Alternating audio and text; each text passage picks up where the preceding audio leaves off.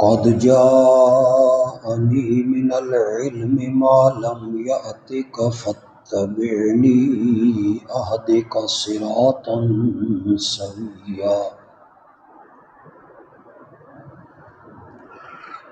یا ابت انی اخاف ان یمسک عذاب من الرحمن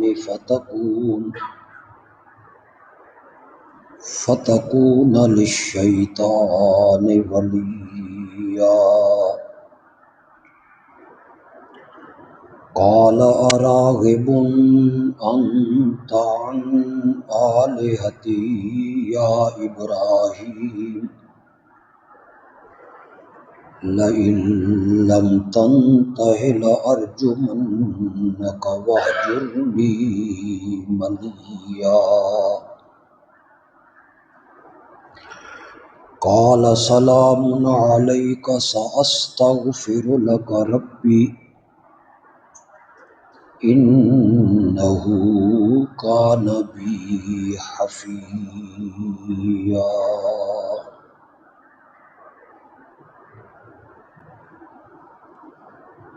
کتاب میں ابراہیم کا ذکر کیجیے۔ ابراہیم سچا نبی تھا۔ جب انہوں نے اپنے باپ سے کہا اے میرے باپ تو ان کی پوجا پاٹ کیوں کرتا ہے جو تیری پکاریں سن نہیں سکتے اور دیکھ بھی نہیں سکتے اور تیرے کچھ کام بھی نہیں آ سکتے؟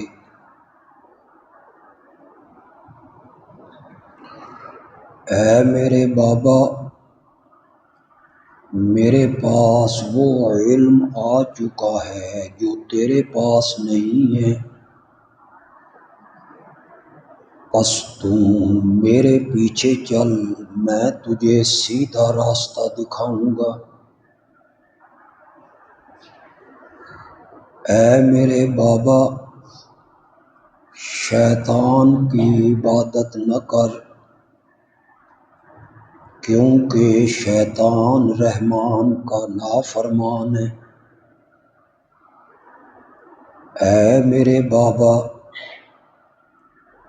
میں ڈرتا ہوں کہ کہیں تجھے رحمان کی طرف سے عذاب نہ پہنچے، پھر تم شیطان کا دوست بن جائے۔ والد کہنے لگا کیا تم میرے معبودوں سے روگردانی کرتا ہے اے ابراہیم؟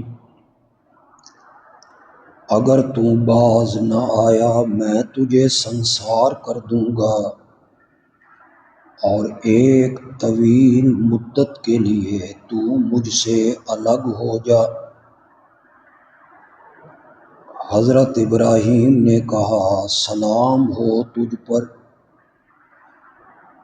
میں اپنے رب سے تیرے لیے بخشش طلب کرتا رہوں گا، یقیناً میرا رب جو ہے وہ مجھ پہ بڑا مہربان ہے۔ اللہم صلی علی سیدنا و مولانا محمد النبی الأمی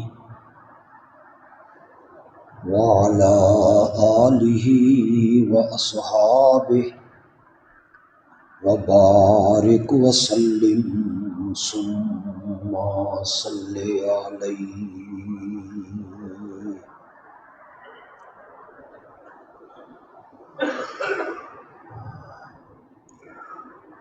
حضرت سیدنا ابراہیم خلیل اللہ علیہ السلام کا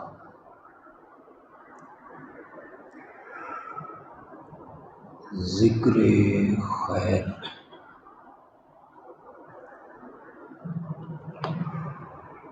اللہ رب العزت نے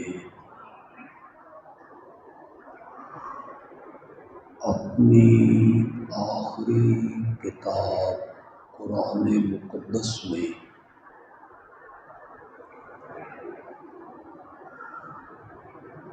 اس لیے زیادہ فرمایا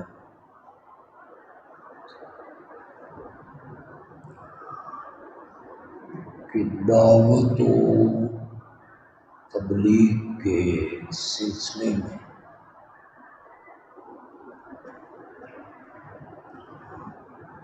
انہیں بڑے مصائب کا، تکلیفوں کا، دکھوں کا، پریشانیوں کا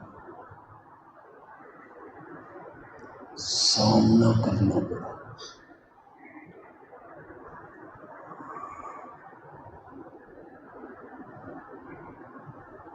ان کی دعوت و تبلیغ کا جو انداز قرآن نے بیان کیا وہ باقی انبیاء سے منفرد انداز، انوکھا اور نرالا۔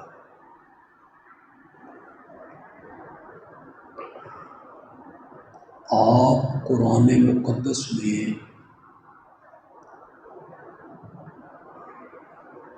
مختلف انبیاء کی دعوت کو پڑھیں، ان کا انداز دیکھیں،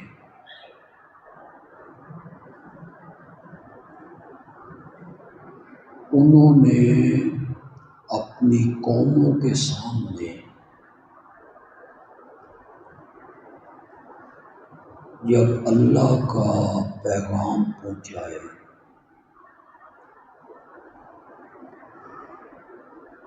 سب سے پہلے انہوں نے کہا اعبدوا اللہ،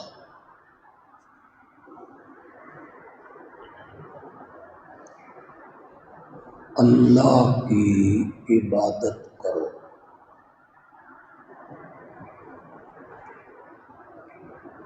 اس کے بعد کہا ما لکم من الہ غیرہ، اللہ کے سوا کوئی بھی عبادت کے لائق ہو۔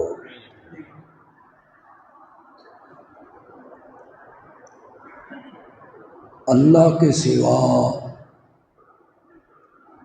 کوئی بھی الہ اور معبود بننے کے لائق کوئی نہیں۔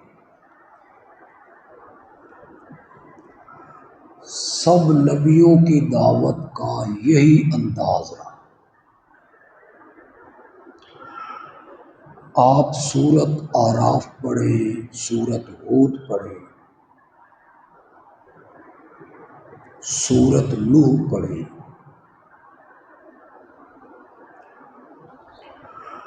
وَلَقَدْ أَرْسَلْنَا نُوحًا إِلَىٰ قَوْمِهِ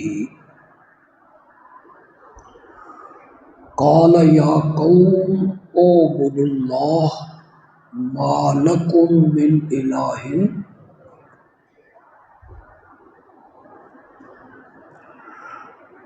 وَإِلَىٰ عَادٍ أَخَاهُمْ هُودًا قَالَ يَا قَوْمِ اعْبُدُوا اللَّهَ مَا لَكُم مِّنْ إِلَٰهٍ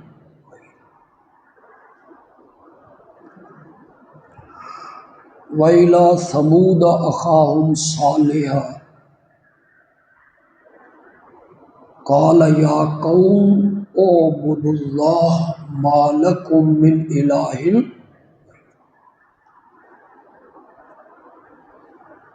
وَإِلَىٰ مَدْيَنَ أَخَاهُمْ شُعَيْبًا قَالَ يَا قَوْمِ اعْبُدُوا اللَّهَ مَا لَكُم مِّنْ إِلَٰهٍ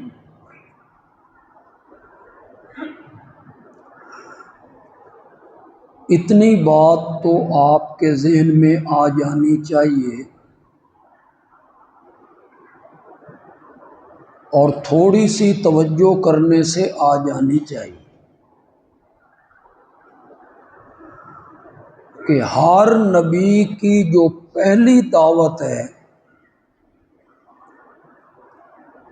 وہ نماز پڑھنے کی نہیں ہے۔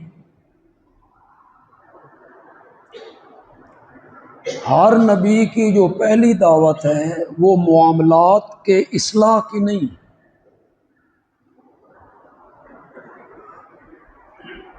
والدین کی فرما برداری کرو، پورا تولو، جھوٹ نہ بولو، برائیوں سے بچ جاؤ۔ یہ نہیں کہہ رہا ہوں کہ بعد میں انہوں نے یہ نہیں کہا ہوگا، کہا ہوگا، یقیناً کہا ہوگا۔ جن لوگوں نے ان کی بات کو تسلیم کر لیا، کلمہ پڑھ لیا، تو پھر انبیاء نے ان کی عملی اصلاح کی ہوگی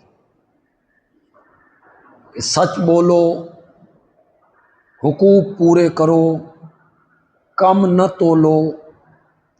یہ سارے معاملات انبیاء نے کیے ہوں گے، مجھے اس سے انکار نہیں، لیکن اس بات کی طرف آپ توجہ فرمائیں کہ ہر نبی کی جو پہلی دعوت ہے، شروع میں جو ابتدا میں نبی نے دعوت دی ہے وہ دعوت توحید ہے۔ اعبدوا اللہ ما لکم من الہ۔ کوئی نیا آدمی آیا ہے تو میری بات کو غور سے سنیں، میرے دلائل پر غور کریں۔ سورت انبیاء ہے، 17واں پارہ ہے، سورت انبیاء کی آیت نمبر 25 ہے۔ گھروں میں جا کے آپ ترجمہ دیکھیے گا، میں بھی ترجمہ کر دیتا ہوں، یہ تو آپ بھی ترجمہ کر لیں گے۔ وما ارسلنا من قبلک من رسول،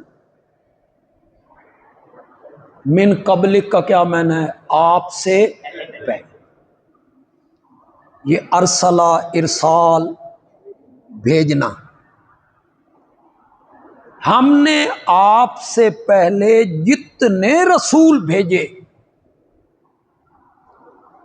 الا نوحی الیہ، ہم ان کی طرف یہی وحی کرتے رہے، انہ لا الہ الا انا، کہ میرے سوا معبود، میرے سوا الہ کوئی نہیں، فاعبدون، پس عبادت کرو تو صرف میری۔ وَلَقَدْ بَعَثْنَا فِي كُلِّ أُمَّةٍ رَسُولًا، سورت نحل میں کہا 14ویں پارے میں۔ اس کا ترجمہ بھی تساں کرو، باسنا ہم نے بھیجا، فی کل امتن ہر امت میں، رسولاً ایک رسول۔ وَلَقَدْ بَعَثْنَا فِي كُلِّ أُمَّةٍ رَسُولًا، کیا پیغام دے کے بھیجا؟ ان اعبدوا اللہ، کہ عبادت کرو تو کس کی کرو، واجتنبوا الطاغوت، اور طاغوت سے بچو۔ مفسرین نے لکھا کل ما عبد من دون اللہ فہو طاغوت، اللہ کے سوا جس کی پوجا پاٹ کی جائے وہ کیا ہے؟ طاغوت۔ تو پھر خلاصہ ان کی تقریر کا اور دعوت کا یہ نکلا، اللہ کی عبادت کرو اور اللہ کے سوا کسی کی عبادت۔ میں اس پر کتنی آیتیں پیش کرتا چلا جاؤں، ہم پر تو اللہ کا فضل ہے، ہمارے پاس اللہ کا قرآن موجود، لوگوں کی اس کی طرف توجہ ہی نہیں ہے۔ سورت یاسین اٹھائیے، قیامت کے دن اللہ تعالیٰ کہیں گے وَامْتَازُوا الْيَوْمَ أَيُّهَا الْمُجْرِمُونَ، اور مجرموں الگ ہو جاؤ۔ پھر اللہ ان سے بات کر رہے ہیں الم اعہد الیکم یا بنی آدم، کیا میں نے تمہیں حکم نہیں دیا تھا اے آدم کی اولاد؟ الم اعہد الیکم یا بنی آدم، کس کے ذریعے؟ نبیوں کے ذریعے۔ کس کے ذریعے؟ تورات کے ذریعے، انجیل کے ذریعے، صحائف کے ذریعے، قرآن کے ذریعے۔ میں نے تمہیں حکم نہیں دیا تھا اللہ تعبدوا الشیطان، کہ شیطان کی عبادت نہ کرو، انہ لکم عدو مبین، وہ تمہارا کیا ہے؟ عدو کس کو کہتے ہیں؟ دشمن۔ شیطان کی عبادت نہ کرو، وہ تمہارا کھلا دشمن ہے۔ میں نے تمہیں کتابوں اور نبیوں کے ذریعے یہ حکم نہیں دیا تھا وَأَنِ اعْبُدُونِی، اور عبادت کرو تو میری عبادت کرو۔ میں نے تمہیں نہیں کہا تھا کتابوں میں شیطان کی پوجا پاٹ نہ کرو، اس کی عبادت نہ کرو، وَأَنِ اعْبُدُونِی، اور میری عبادت کرو، میری عبادت کرو۔ آیت کے اگلے حصے میں بڑا لطف آیا، میں ترجمہ بھی نہیں کروں گا۔ اللہ کہہ رہے ہیں میدان معاشر میں نے تمہیں نہیں کہا تھا اَنِ اعْبُدُونِی، صرف میری عبادت کرو، ھذا صراط مستقیم، یہ ہے سیدھا راستہ۔ میں نے تمہیں نہیں کہا تھا، تم پھر کیوں غیر اللہ کی عبادت کرتے رہے؟ کیوں غیر اللہ کی پوجا پاٹ کرتے رہے؟ عبادتیں صرف دو ہیں کائنات میں، ایک رب کی، ایک شیطان کی، باقی کسی کی کوئی عبادت نہیں۔ یہ جو نیک بندوں کی پوجا پاٹ کی جاتی ہے، یہ نیک بندوں کی پوجا پاٹ نہیں ہے، نہیں ہے ان کی پوجا پاٹ۔ یہ کس کے کہنے پر کی جاتی ہے؟ اس لیے قرآن نے صرف دو عبادتوں کا ذکر کیا، لا تعبدوا الشیطان ان اعبدونی۔ حضرت ابراہیم علیہ السلام اپنے والد کے سامنے کھڑے ہیں، پہلا دن ہے، میں تھوڑی دیر کے بعد تفصیل کرتا ہوں، لیکن اس کے مطابق جو میرا مضمون ہے اس کو میں بیان کر لوں۔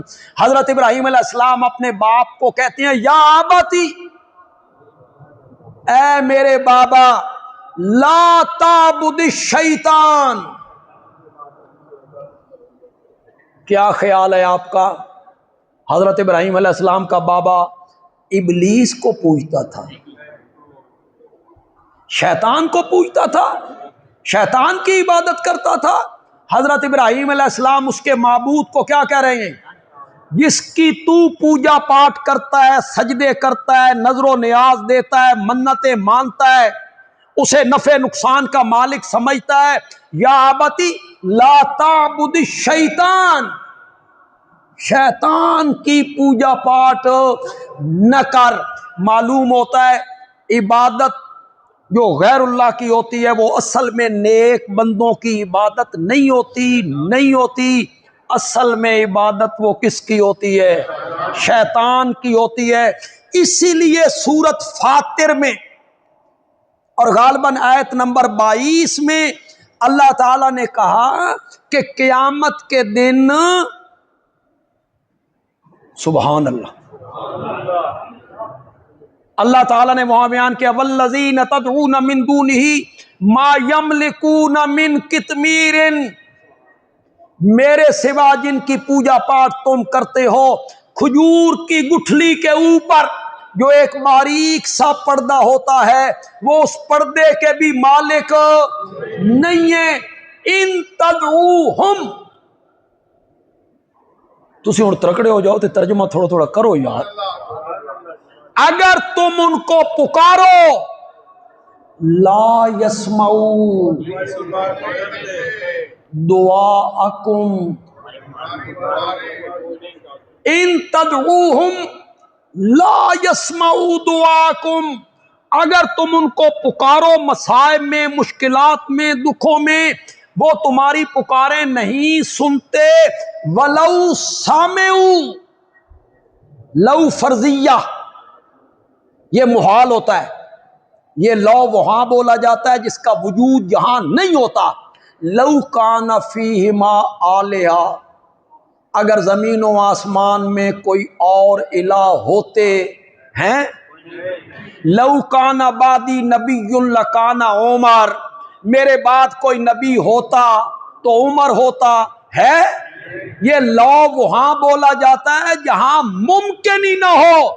قرآن نے ان کا عقیدہ ختم کرنے کے لیے کہا ولو سمعوا، اگر بالفرض والمحال وہ تمہاری پکاروں کو سن بھی لیں، مستجابوا لکم، تو وہ تمہاری حاجتیں پوری، ان کے بس میں نہیں ہے کہ تمہیں اولاد دیں، ان کے بس میں نہیں ہے کہ تمہیں نفع پہنچائیں، ان کے بس میں نہیں ہے کہ تمہیں نقصان پہنچا سکیں، ان کے بس میں نہیں ہے کہ جو امیدیں تم نے ان سے وابستہ کی ہیں وہ اس کو پورا کر سکیں.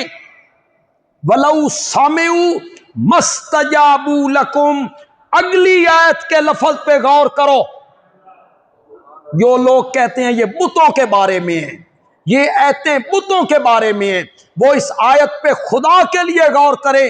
قرآن کہتا ہے وَيَوْمَ الْقِيَامَةِ، اور قیامت کے دن یکفرون، جن کو یہ پکار رہے ہیں وہ انکار کر دیں گے بے شرک کم، تمہارے شرک کا انکار کر دیں گے. حضرت عیسیٰ انکار کر دیں گے، حضرت مریم انکار کر دیں گے، بزرگ جو ہیں وہ کیا کر دیں گے؟ انکار کر دیں گے. وہ کہیں گے کوئی ہماری پوجا پاٹ تم نے نہیں. وَيَوْمَ الْقِيَامَةِ يَكْفُرُونَ بِشِرْكِكُمْ، بے شرک کے قوم. قرآن کے لفظوں پہ غور کرو. فتویٰ لگانا ہمارا کام نہیں ہے، اور فتووں سے بات بھی صحیح نہیں بنتی. مجھے اختیار بھی نہیں ہے کہ میں کسی کو کافر مشرک یوں ہی کہتا رہوں، لیکن قرآن یہ بتا رہا ہے اللہ کے سوا کسی اور کو اس نظریے سے پکارنا کہ وہ غائبانہ میری پکار کو سن رہا ہے، قرآن نے اسے شرک قرار دی. وَيَوْمَ الْقِيَامَةِ يَكْفُرُونَ بِشِرْكِكُمْ. اصل میں پوجا پاٹ نیک بندوں کی نہیں ہوتی، بزرگوں کی نہیں ہوتی، اولیاء اللہ کی نہیں ہوتی، فرشتوں کی نہیں ہوتی. اللہ تعالیٰ جب فرشتوں سے کہیں گے سورۃ سبا پڑھیے سورۃ سبا، اللہ تعالیٰ فرشتوں سے کہیں گے یہ تمہاری پوجا پاٹ کرتے نہیں ہیں، یہ کھڑے ہیں تمہارے سامنے جبریل، میکائیل، اسرافیل، اسرافیل، یہ لوگ تمہاری پوجا کرتے رہیں گے. تو فرشتے جواب میں کہیں گے بل کانوا یعبدون الجن،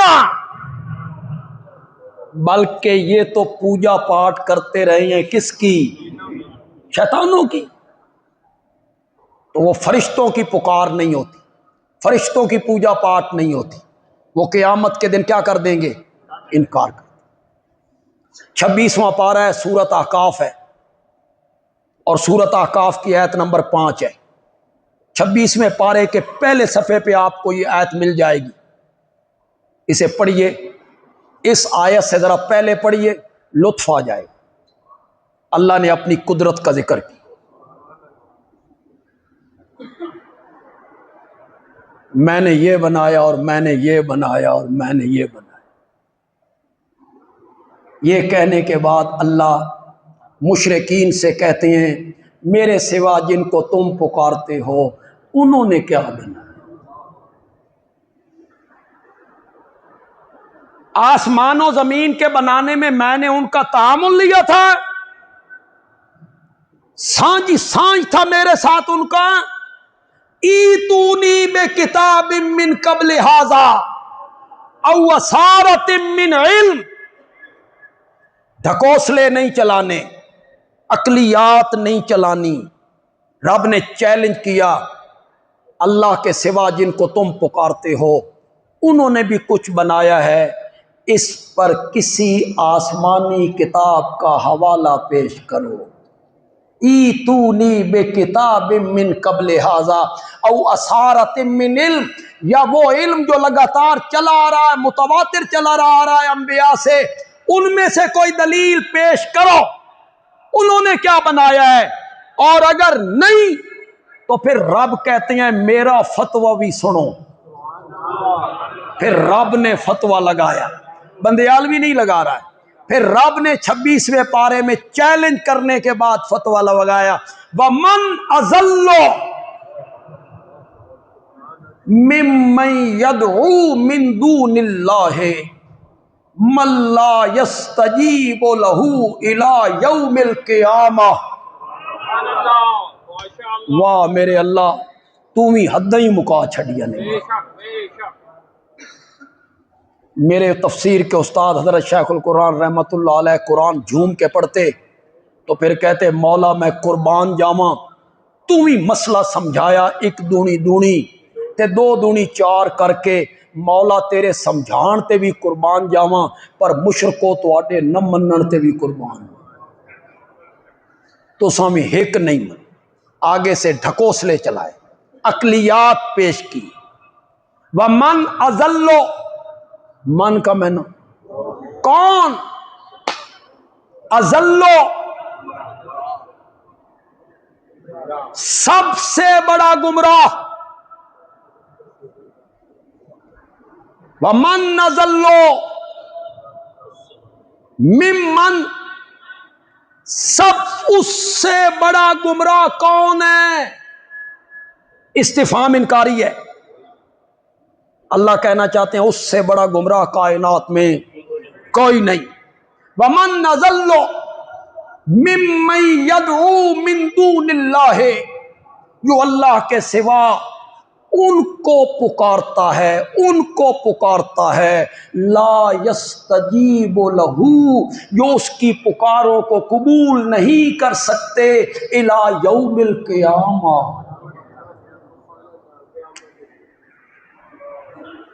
اس سے بڑا گمراہ کائنات میں کون ہے؟ جو اللہ کو چھوڑ کر ان کو پکارتا ہے، جو اس کی پکاروں کو قبول نہیں کر سکتے، قیامت کے دن تک مولا ناراض نے، کیوں قبول نہیں کرتے؟ اب ترجمہ آپ نے کرنا ہے، قرآن نے آگے کہا وَهُمْ، اور وہ عن دعائہم، ان کی پکاروں سے غافلون، یہ قرآن ہے، قرآن، وَهُمْ عن دعائہم غافلون، اور وہ ان کی پکاروں سے کیا ہیں؟ غافل ہیں۔ یہ چیخ کے بولے، چلا کے بولے، سپیکر پہ بولے، وہ اس کی آواز کو سن نہیں سکتے، وہ پردے کے پیچھے سے دیکھ نہیں سکتے، وہ اس کی آواز کو نہیں سن سکتے۔ اس سے بڑا گمراہ، اس سے بڑا احمق کائنات میں کون ہے؟ جو اسے چھوڑ رہا ہے۔ سبحان اللہ تو کہو یا میں جو توحید والے مسئلے والے پاسے آ ہی گیا، تو پھر اللہ کی توحید بیان ہو تو اللہ آسمانوں پہ فخر کر رہا ہوتا ہے۔ کون توحید بیان کرتا ہے؟ کس نے کرنی ہے توحید بیان؟ توحید بیان نہیں کرتے اور کہتے ہیں حکمت ہے۔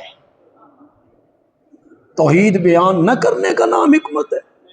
ادعو الی سبیل ربک بالحکمہ، اپنے رب کے رستے کی طرف بلاؤ حکمت کے ساتھ۔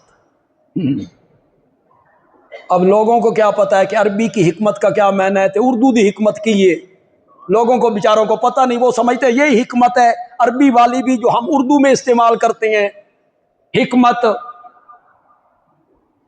سوٹی بھی بچ جائے تھے، سب بھی مر جائے، یہ حکمت ہے۔ گڑ دینیا بندہ مردہ ہوئے تے زہر ضرور دینی ہے، یہ حکمت ہے۔ حکمت سے بات کرو. اور عربی کی حکمت کا یہ معنی نہیں ہے علماء کرام. اللہ کا ڈر رکھو اپنے دل میں، تم اہل علم لوگ ہو. اردو میں حکمت کا الگ معنی ہوتا ہے، حکمت نال گل کرو. وہ میں ایک مثال دیتا ہوں. وہ بادشاہ کو خواب آیا، میرے سارے دانت گر گئے. معبر کو بلایا، تعبیر دینے والے کو، کہ میں نے خواب میں دیکھا ہے میرے سارے دانت گر گئے. معبر نے کہا تیرے گھر کے سارے لوگ تیرے سامنے مر جائیں گے. تیرا خاندان جو ہے نا وہ تیرے سامنے مرے گا. اس نے جلاد کو بلایا، اس نے کہا ادھر آؤ، اس کی گردن قلم کر دو. اے میرے سارے خاندان نو مارو ہے. دوسرے معبر کو بلایا، وہ دیکھ رہا تھا پہلے کا حشر، اس نے حکمت سے بات کی. یہ ہے بات کرنی حکمت سے. اس نے کہا جناب آپ کی زندگی سارے گھر والوں سے زیادہ ہوگی، آپ کی عمر سارے گھر والوں سے زیادہ ہوگی. اس نے کہا اس کو انعام دے دو. بات تو وہی تھی، یہ سارے مر جائیں گے، آپ زندہ رہیں گے. یہ ہے حکمت سے بات کرنا. اور جو عربی والی حکمت ہے نا، اس کا یہ معنی نہیں ہے. تفسیر کی کتابیں اٹھائیے، اپنے رب کے رستے کی طرف بلا بالحکمت. اس بلانے میں تیرے دلائل مضبوط ہونے چاہیے، عقلی دلائل ہوں، نقلی دلائل ہوں. مضبوط دلائل کے ساتھ اپنے رب کے رستے کی طرف بلا. کس کو چھوڑ رہے ہو؟ پکار رہے ہو ان کو جو تیری پکاروں کو سن نہیں سکتے، تیرے حالات سے واقف ہو نہیں ہیں، آنے والے حالات کو نہیں جانتے. کل کیا ہوگا، اگلی گھڑی میں کیا ہوگا، اس کا کلی علم ان کے پاس نہیں ہے. ورنہ آپ فیصلہ کریں، آپ بتائیں. اور آپ کے اگر کوئی دوست ہیں، کلیگ ہیں، پڑوسی، برادری کے کوئی آدمی دوسرے مسلک کے، ہمارے مسلک کے نہیں، وہ کہتے ہیں انبیاء اولیاء عالم الغیب ہیں، آنے والی بات کو جانتے ہیں، ان کا یہ عقیدہ ہے، تو کل یا آج آپ کو وہ ملیں تو ان سے میرا یہ سوال دہرائیے گا، کہیے گا بھائی میرا سوال ہے یار اس کو حل کر. آپ بتائیں. یہ ابھی قربانی آ رہی ہے، یہ حضرت ابراہیم علیہ السلام کی سنت ہے. حضرت ابراہیم علیہ السلام کا طریقہ جانور ذبح کرنے کا تھا، عزم، ارادہ، قصد، جانور ذبح کرنے کا نہیں تھا، اسماعیل کو ذبح کرنے کا تھا. کس کو ذبح کرنے کا تھا؟ بالکل تیار ہو گئے. قرآن نے کہا فلما اسلما وتلہ للجبین، باپ بیٹا دونوں نے میری بات کو مانا. باپ چھری چلانے کے لیے تیار ہو گیا، بیٹا گردن رکھنے کے لیے تیار ہو گیا. وتلہ للجبین، باپ نے بیٹے کو جبین کے بل لٹا دیا، جس طرح جانور کو لٹاتی ہیں. چھری ان کے ہاتھ میں ہے، سیکنڈ کی بات رہ گئی ہے، یہاں رکھنی ہے، چھری چلا دینی ہے. اوپر سے آواز آئی یا ابراہیم قد صدقت الرؤیا، ابراہیم آپ نے اپنا خواب سچا کر دکھایا، یہ ہم نے جنت سے دمبا بھیجا ہے، اس کو ذبح کیجئے، ہم آپ کو اسماعیل کی قربانی کا ثواب عطا کریں. میں نے بڑا مختصر واقعہ بیان کی، اس لیے مختصر کیا کہ آپ سارے واقف ہیں. بارہا آپ سنتے رہتے ہیں، فیس بک پہ بھی تقریریں علماء کی آتی رہتی ہیں. علماء دیوبند، علماء بریلی، علماء اہل حدیث، سارے خطیب اسی طرح بیان کرتے ہیں. عید کے خطبے میں سارے بیان کریں گے، یہی بیان کریں گے، یہ کوئی اور طریقہ ہے تے دسو؟ مرچ مثالہ لگائیں گے خطیب کہ جبین جس کو کہتے ہیں، تو ماتھے کے بل لٹا دیا اور بیٹے نے کہا ابا اکھا تے پٹی بل لو. یہ ساری فضولیات آپ کو سناتے رہیں گے، نہ حدیث میں ہے نہ تفسیروں میں ہے، یہ اسرائیلیات ہے. اتنا نہیں سوچتے کہ اس میں تو حضرت ابراہیم کے عزم کی کمزوری نظر آ رہی کہ وہ خوش دلی سے تیار نہیں تھے. جبین اس کو کہتی ہیں، جبین اس حصے کو کہتے ہیں، اس حصے کے بل لٹائے، کوئی پٹی نہیں بات. یہ بھی نہیں ہے کہ چھریاں چلاتے رہے وہ چلی نہیں، نہ بس تیار ہے، پورا ارادہ ہے. ہر مسلک کے لوگ اسی طرح بیان کرتے ہیں جس طرح میں بیان کر رہا ہوں، قرآن بیان کر رہا ہے. سوال میرا یہ ہے کہ یہ سارا واقعہ قربانی کا امتحان تھا یا ڈرامہ تھا؟ پھر ایک باری سوچ لو. چلو میں آپ سے کیوں پوچھوں، میں قرآن سے پوچھتا ہوں. سورۃ صافات،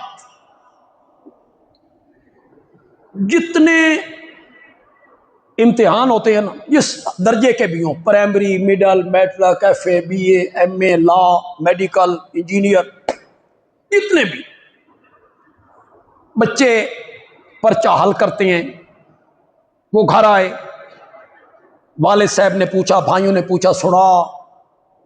تو وہ کہتا ہے پرچہ بڑا مشکل سی پر میں حل کر رہا ہوں. پرچہ بنانے والے سے پوچھا جائے کہ ایڈا مشکل پرچہ کیوں بنایا جے، تو وہ کہتا اسی تے سوکھا جے بنائے. ممتحن ہمیشہ کہتے ہیں پرچہ آسان ہے. کیوں کہتے ہیں؟ ان کا علم زیادہ ہے، ان کے علم کے مطابق وہ کیا ہے، بچے کا علم کم ہے، اس کے علم کے مطابق وہ کیا ہے، مشکل. دنیا کا ہر امتحان اس میں پرچہ دینے والا کہتا ہے پرچہ مشکل ہے، پرچہ لینے والا کہتا ہے آسان ہے. حضرت ابراہیم کا امتحان ایسا امتحان تھا، یہاں پرچہ لینے والا کہتا ہے ان ھذا لہو البلاء المبین، ان ھذا لہو البلاء المبین. پرچہ تے بڑا مشکل سی، پر ہمارا ابراہیم بھی 100 میں سے 100 نمبر لے کے ہی پاس ہو گیا ہے. امتحان تھا یا ڈرامہ؟ حضرت ابراہیم کو یہ پتا تھا کہ میں نے صرف اسماعیل کو لے جانا ہے، میں نے اسماعیل کو لٹانا ہے، اسماعیل کو خراش بھی نہیں آنی، اس کی جگہ پہ دمبا آنا ہے، دمبا ذبح ہو جانا ہے، مجھے اسماعیل کی قربانی کا ثواب مل جانا ہے. حضرت ابراہیم کو یہ سارا علم تھا، اور اگر تھا بس یہ سوال کرنا ہے آپ نے ان لوگوں سے، یہ سوال کرنا ہے آپ نے ان لوگوں سے. آپ جو کہتے ہیں کہ اللہ کے نیک بندے آنے والے حالات کو جانتے ہیں، کل کی بات کو جانتے ہیں، کل کی ہر بات کو جانتے ہیں، تو پھر حضرت ابراہیم کو علم تھا نا. چلیے چھوڑیے، آپ ہیں، آپ جیسے لوگوں سے یہ پوری دھرتی بھر جائے. حضرت ابراہیم علیہ السلام کی جوتی مبارک کے تلمے سے جو ریت کا ذرہ لگتا ہے، آپ اس کے کروڑویں حصے کا بھی مقابلہ. کیا حیثیت ہے آپ کی؟ ان کے مقابلے میں کیا ایمان ہے آپ کا؟ آپ بولیے اگر اللہ آپ کو یقین دلا دے، طریقہ کوئی نہیں، صورت کوئی نہیں یقین دلانے کی، کہ میرے آقا کے بعد وحی کا سلسلہ بند ہو گیا، اب جبریل نے کسی پر نبوت لے کے نہیں آنا، اور ہماری پارلیمنٹ نے سن 1974 میں یہ فیصلہ کیا، ذوالفقار علی بھٹو صاحب کی وزارت عظمیٰ میں پیپل پارٹی کی حکومت تھی، یہ فیصلہ کیا ہے، اور فیصلہ بھی متفقہ، کسی ایک ممبر نے بھی اختلاف نہیں کیا کہ مرزائی چاہے وہ قادیانی ہوں، ربوے کی ہوں یا لاہوری ہوں، ایک مرزائیوں کا طبقہ لاہوری ہے، وہ کہتے ہیں مرزا نبی نہیں ہے، مہدی ہے، نبی نہیں مانتے، لیکن جو نبوت کے مدعی کو مسلمان مانے وہ بھی کون ہے؟ وہ بھی کافر ہے۔ کوئی ایک بندہ کہتا ہے میں نبی ہوں، اور بندہ کہتا ہے یہ مسلمان ہے، تو یہ مسلمان کہنے والا بھی کون ہے؟ کافر ہے۔ دونوں طبقوں کا ذکر ہے پارلیمنٹ کے فیصلے میں، قادیانی ہوں یا لاہوری، یہ دونوں دائرہ اسلام سے خارج ہیں، یہ اسلام کے شعائر استعمال نہیں کر سکتے، مسجد نہیں بنا سکتے، مینار نہیں بنا سکتے، قربانی نہیں ذبح کر سکتے۔ انہوں نے ایک نئے نبی کو مانا، ہمارے نبی کے بعد ایک نئے نبی کے یہ قائل ہوئے، حج بیت اللہ یہ نہیں کر سکتے۔ یہ جو پچھلے دنوں ایک قادیانی کو، نبیل منیر کے کیا نام ہے اس کا، اسے تمغہ امتیاز دیا گیا، یہ پاکستان کا ایک اعزاز ہے جو اس نبیل نامی مرزائی کو دیا گیا۔ تمام پاکستان کے جو اہل اسلام ہیں اور تمام مسالک کے لوگ ہیں، یہ اس پر سراپا احتجاج ہیں کہ جو لوگ دائرہ اسلام سے خارج ہیں اور انہیں پارلیمنٹ نے کافر قرار دیا ہے، وہ اس تمغے کے حقدار نہیں ہیں، وہ واپس لیا جائے۔ حکومت کو چاہیے کہ وہ واپس لے تمغہ ان سے۔ آپ کہیں گے عیسائیوں سے بھی ہم تعلق رکھتے ہیں، آپ کا بھی عیسائیوں سے تعلق ہوگا، بات چیت کر لینا، کاروبار کر لینا۔ جب ہندو یہاں رہتے تھے، اب بھی سندھ میں ہندو رہتے ہیں، تو ہندوؤں سے بھی تعلقات ہیں، بیمار پرسی کر لو، تعزیت کر لو، تعزیت میں مغفرت کی دعا نہیں کرنی، افسوس کرنا ہے، کر لو۔ تو آپ کہیں گے عیسائیوں سے کر سکتے ہو، ہندوؤں سے کر سکتے ہو، ان سے کیوں نہیں کر سکتے؟ یہ ایک ذہن میں سوال آئے گا، تو جواب اس کا یہ ہے، عیسائی اپنے آپ کو مسلمان نہیں کہلاتے، ہندو اپنے آپ کو مسلمان نہیں کہلاتے، وہ کہتے ہیں ہم تو کافر ہیں، غیر مسلم ہیں، ان سے تعلقات رکھنے سے شریعت منع نہیں کرتی۔ آج بھی مرزائی اگر اس بات کا اقرار کر لیں کہ ہم غیر مسلم ہیں، ہم اپنے آپ کو مسلمان نہیں کہلائیں گے، آج بھی وہ اس بات کا اقرار کر لیں، تو مرزائیوں سے پھر تعلقات رکھنے کیا ہو جائیں گے؟ جائز ہو جائیں گے۔ ڈاکٹر مرزائی آپ اسے علاج کروا لیں جیسے عیسائیوں سے کروا لیتے۔ سکھ حکیم نہیں ہے ہمارے ملک میں، سکھوں سے لوگ علاج کرواتے رہتے ہیں، لیکن وہ پہلے تسلیم کریں کہ ہم مسلمان نہیں ہیں، ہم غیر مسلم ہیں، ہم پارلیمنٹ کے فیصلے کو تسلیم کرتے ہیں۔ اگر وہ پارلیمنٹ کے فیصلے کو تسلیم نہیں کرتے تو وہ زندیق ہیں، ان سے کسی قسم کا تعلق رکھنا جائز نہیں ہے، اور پاکستان کا کوئی قومی اعزاز کسی مرزائی کو نہیں ملنا چاہیے۔ بولیے، زور سے بولیے، یہ اعزاز نبیل سے واپس لیا جائے، وہ اس کا حقدار نہیں۔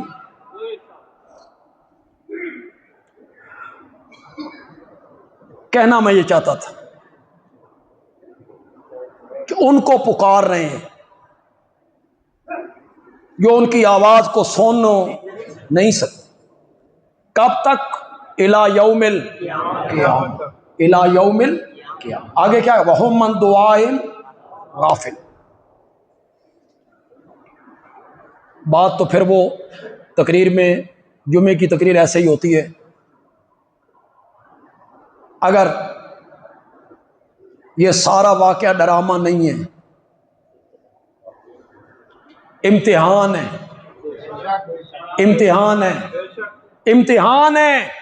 अगर ये इम्तिहान है ना, फिर मसलक और अकीदा हमारे वाला अपनाओ, फिर ये इम्तिहान बनेगा कि अल्लाह के सिवा कोई नेक बंदी हो, अंबिया हो, औलिया हो, वो कल की हर बात नहीं जानते। ये हर बात पे थोड़ा सा गौर करना है आपने, इसलिए कि मुझे पता है मेरे खत के जवाब में वो क्या लिखेंगे। वो कहेंगे कि आपने भी तो कहा था कल मैं झंडा उसको दूंगा जिसके हाथ पर अल्लाह खैबर का वो कला क्या करा देगा, फतह करा देगा। तो कल की बात नहीं थी मेरे भाई, वो इत्तिला अलल गैब है। अल्लाह कल की कोई एक बात, दो बातें, चार बातें, 10 बातें किसी नेक बंदे को इत्तिला दे दे, इससे इनकार नहीं है, लेकिन इसका नाम इल्म गैब नहीं है, इसका नाम है इत्तिला अलल गैब। इसका हम इनकार नहीं करते, लेकिन कल की हर बात को जानना ये सिर्फ किसकी है, अल्लाह। छोड़ा किसको, पीछे उनके चले, वहुम मन दुआहिम गाफिलून इन कुन्ना अन इबादत कुमला गाफिलीन। हमें कोई पता नहीं है कौन आया कौन नहीं आया, किसने पुकारा किसने नहीं पुकारा, किसने चादर चढ़ाई किसने नहीं चढ़ाई, किसने देग पकाई किसने देग नहीं पकाई, हमें कोई पता नहीं है। और छोड़ा किसको, अल्लामा इब्ने कय्यम ने कहा, बंदियालवी यहां पे अपनी तकरीर को खत्म करना चाहता है, लेकिन जुमला ऐसा कहना चाहता है कि अगले जुमे तक तुम्हें सुरूर आता रहे, सुरूर आता रहे। अल्लामा इब्ने कय्यम कहते हैं काली रात हो, काली रात हो, काले रंग का बादल हो, काले रंग का जंगल हो, काले रंग का पत्थर हो, उस पत्थर पर काले रंग की चीमटी चले, रात काली, आवाज मिलाओ जरा मेरे साथ, नाम लिखवाओ अपना अल्लाह के यहां तौहीद बयान करने वालों में।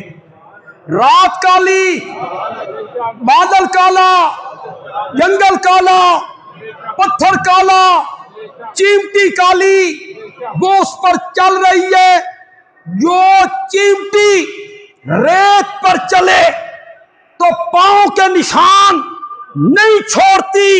अल्लामा इब्ने कय्यम कहते हैं वो चिमटी जब उस काले पत्थर पे चलती है, रब उसके कदमों की आहट को सुनता भी है, छोड़े हुए निशान को देखता भी है।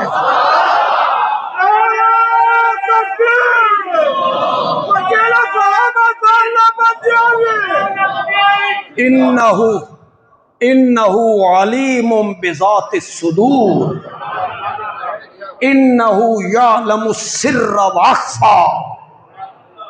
उसे छोड़ दिया, उसे छोड़ दिया, लगे पुकारने उनको जो करवट बदलना नहीं जानते हैं, जो करवट बदलना नहीं जानते हैं, उन्हें अपना मुश्किल कुशा मानते हैं। एक दो ऐलान है।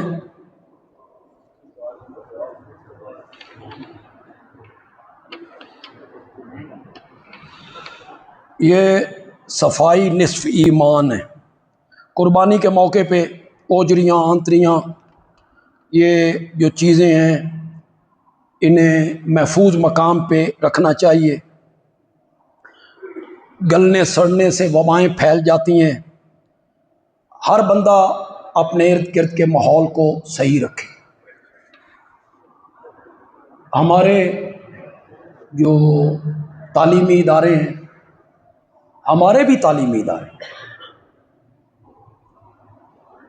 ہمارے مدرسوں کے بچے جو ہیں آپ کو سڑکوں پہ گند پھیلاتے ہوئے کبھی نہیں ملے۔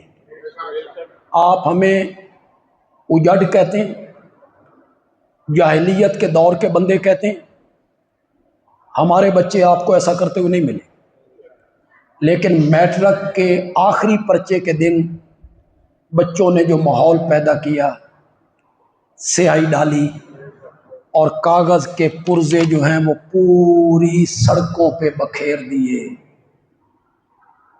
تعلیم تو یار اصلاح کرتی ہے، تعلیم تو اخلاق سکھاتی ہے، تعلیم تو ادب سکھاتی ہے۔ یہ کیسی تعلیم ہے یار آپ کی کہ آپ پورے شہر کی سڑکوں کو جہاں سے گزر رہے ہیں کاغذ آپ پھینکتے چلے جا رہے ہیں سڑکوں پر، اس کاغذ پہ آپ علم لکھتے ہیں، نیک لوگوں کے اللہ کا، اللہ کے نبی کا نام لکھا ہوا ہوتا ہے، استعمال ہوتا ہے یہ کاغذ اس میں۔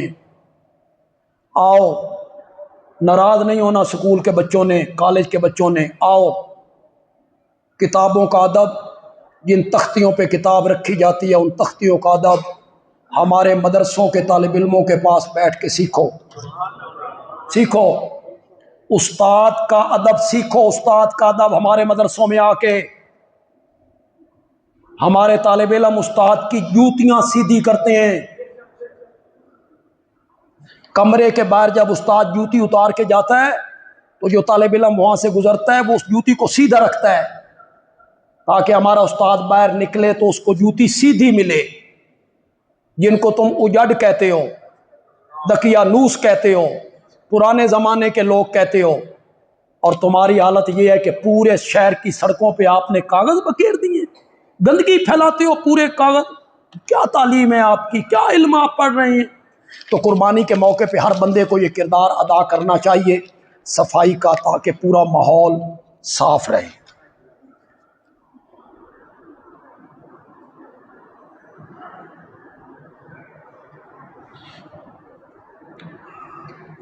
ہمارے ضلع خوشاب میں ایک قصبہ ہے بلند، بڑا علمی قصبہ ہے، بڑے مدرسے ہیں وہاں ہمارے ایک عالم ہیں مولانا محمد رفیق سے، بڑے جیدار قسم کے عالم ہیں اور بڑے محنتی عالم ہیں، ہماری جماعت سے ان کا تعلق ہے۔ گزشتہ دنوں ان کی والدہ محترمہ کا انتقال، چونکہ ہمارے ڈویژن میں تو ہمارا حق بنتا ہے کہ ہم تعزیتی الفاظ کہیں۔ ماں ایک ایسی ہستی ہے، چلے تو سب نے جانا ہے، وہ جانے کا اتنا افسوس نہیں ہوتا، جانا ہی جانا ہے۔ وہ جو بندہ ماں کی دعاؤں سے محروم ہوتا ہے اصل افسوس اس کا ہوتا ہے۔ ماں جیسی بے لوث بے غرض دعا کرنے والا کو نہیں ہوتا۔ وہ ماں ہر وقت اپنے بیٹے کا تکتی رہتی ہے کہ میرا بیٹا کب آئے گا، اللہ کرے خیر نال ہوئے۔ تو اللہ تعالیٰ ان کی والدہ محترمہ کو جنت الفردوس میں اعلیٰ مقام عطا فرمائے، اور مولانا محمد رفیق صاحب، ان کے بھائی، ان کی بہنیں، ان کے گھر والے، اللہ سب کو صبر جمیل عطا فرمائے۔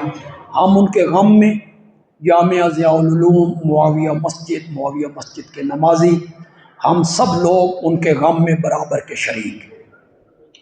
دوسرا اعلان قربانی کے معاملے میں، قربانی کا حصہ ہم نے رکھا ہے 35,000 روپیہ فی حصہ، لیکن کچھ محسوس ہوا کہ لوگوں میں اتنی گنجائش نہیں ہے کہ وہ زیادہ پیسہ خرچ کر سکیں۔ یہ جو 35,000 روپیہ ہے، اس میں کم از کم 20 کلو گوشت ملے گا فی حصہ۔ اس سے کم اگر ہوگا تو اس کے پیسے انہیں واپس کر دیے جائیں گے کہ وہ جانور یقیناً ہمیں سستا ملا ہوگا، اس کا گوشت تھوڑا نکلا ہے، تو وہ پیسے واپس کر دیے جائیں گے۔ ہو سکتا ہے کئی بندوں کو 2,000 واپس ہو جائیں، 3,000 واپس ہو جائیں، تو وہ حصہ 35,000 ہے۔ آج ہمارے عملے نے، انتظامیہ نے فیصلہ کیا ہے کہ ایک قربانی ادنیٰ کے نام سے اور مقرر کی جائے 30,000 روپے، 30,000 روپے فی حصہ، جس میں 16-17 کلو گوشت ہر حصے دار کو مل جائے۔ اس سے کم ہو جائے گا تو اس کے پیسے بھی انہیں واپس مل جائیں گے۔ تو 30,000 روپیہ فی حصہ آج سے یہ ہم نے شروع کیا ہے۔ تو جو لوگ اس میں ملنا چاہیں، ہمارے مواحد ساتھی جو ہیں، توحیدی دوست جو ہیں، وہ اوروں کے ساتھ مت ملیں، ہمارے ساتھ آئیں، اور سامنے مدرسے میں جمعے کے بعد بندہ موجود ہوگا، اور اگر آج آپ نہ لکھوا سکیں تو پھر آپ کل 8 بجے سے لے کے شام تک، جب تک عشاء تک، شام تک آپ وہاں اپنا حصہ آپ لکھوا سکتے ہیں۔ آج مغرب کے بعد معاویہ مسجد میں ایک تربیتی علمی نشست ہو رہی ہے، مسائل قربانی اور فلسفہ قربانی۔ مسائل قربانی پر گفتگو کریں گے مولانا مفتی محمد آصف سے۔ اگر آپ کے ذہن میں کوئی سوال ہے قربانی کے متعلق، کوئی سوال جانور کے متعلق، اس کی کھال کے متعلق، گوشت کے متعلق، کوئی سوال قربانی کے متعلق، کس پر واجب ہے، کس پر واجب نہیں ہے، تو آپ لکھ کر بھی مفتی صاحب کو دے سکتے ہیں، یا اس وقت اٹھ کر بھی آپ سوال کر سکتے ہیں، اپنا سوال آپ کر سکتے ہیں۔ بڑی علمی سی نشست ہوگی، تو یہ تقریباً 1.5 گھنٹے کی نشست ہوگی۔ تو میری آپ سے گزارش ہوگی کہ مغرب کی نماز آپ یہاں پڑھیں، مغرب کے فوراً بعد یہ نشست شروع ہو جائے گی۔ میں نے بھی تھوڑی سی گفتگو کرنی ہے فلسفہ قربانی پر، تو آپ حضرات وقت ضرور نکالیں، قربانی کے مسائل سے آپ کو آگاہی ہو جائے۔ عید کی نماز ہم انشاءاللہ معاویہ مسجد میں 6:30 بجے ادا کریں گے، انشاءاللہ 6:30 بجے، 6 بجے کے قریب تقریر شروع ہوگی۔ آپ پہلے آئیں گے تو آپ کو ہال میں جگہ مل جائے گی، اے سی میں جگہ مل جائے گی آپ کو، تو آپ 6 بجے سے پہلے یہاں پہنچنے کی کوشش کریں۔ آپ کو پتہ ہے کہ ہم عید کی نماز 1 منٹ بھی لیٹ نہیں کرتے، کوئی مجبوری ہو، بارش آ جائے تو کبھی ہو جائے تو، ورنہ ہم کبھی نہیں کرتے۔ میں عید پہ تقریر کرنے کا شوقین بھی نہیں ہوں کہ میں عید پہ تقریر کروں اور پھر تقریر کرتا رہوں، نہیں۔ ٹھیک 6:30 بجے انشاءاللہ عید کی نماز کھڑی ہو جائے گی، لیکن آپ 6 بجے کے قریب یہاں تشریف لائیں گے۔ یہ باہر